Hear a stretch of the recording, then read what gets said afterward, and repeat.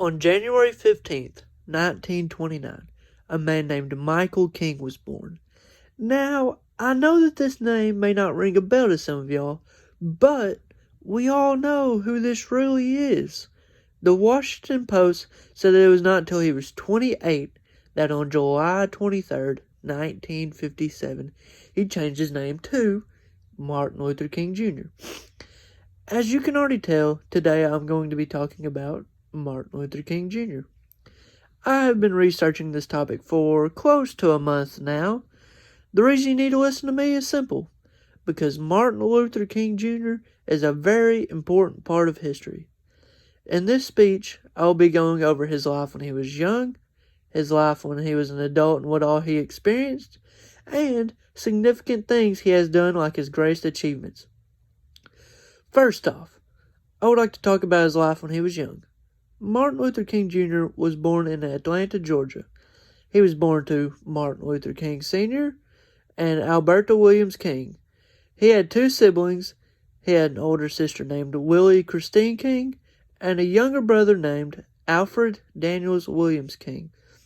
The author, who wants to remain anonymous, said that he was raised by a family of preachers. He also became his father's assistant at the Ebenezer Baptist Church in his hometown. He was known as quite the prankster when he was young. The Washington Post also said that him and his younger brother would try to get out of piano lessons by messing with the chair so it would collapse when the teacher sat on it. While Martin Luther King Jr. was in high school, he skipped 9th and 12th grade. When he was only 15 years old, he started his first semester at Morehouse College. One of Martin Luther King Jr.'s earliest experiences with racial discrimination was in a shoe store. As they were in the shoe store, the store owner rushed them out the back of the store and told them that blacks were not allowed inside. Because of this experience and many others like it, it led him to have a passion for equality. Now, I would like to talk about his life when he was an adult and what all he experienced. In 1948, Martin Luther King Jr. received his bachelor's degree, and then in 1953, he completed his doctorate. After this, he moved back to the South to become a pastor at a church called Dexter Avenue Baptist. The Seattle Times newspaper said that he made his first marks on the civil rights movement by mobilizing the black community during a 382-day boycott of the city's bus line. They also said he overcame arrest and violent harassment. It got so bad that at one point people even bombed his house. He started a group called Southern Christian Leadership Conference, which he was voted to be president of by his fellow members. King's first book was published, and it was called Stride Toward Freedom.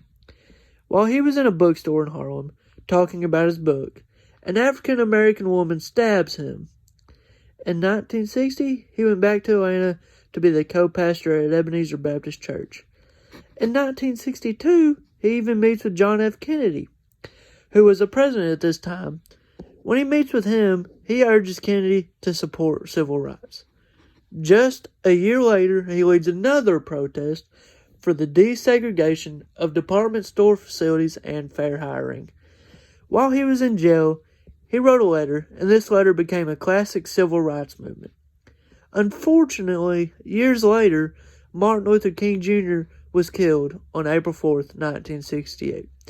He was shot in the neck while in Memphis, Tennessee, by a man named James Earl Ray. Last of all, I would like to talk about the significant things he has done, like his greatest achievements. Like I previously stated about Martin Luther King Jr., he had started a boycott from the buses, and it lasted 382 days. Well, because of this boycott, the Montgomery buses were desegregated. On August 28, 1963, King delivers his I Have a Dream speech.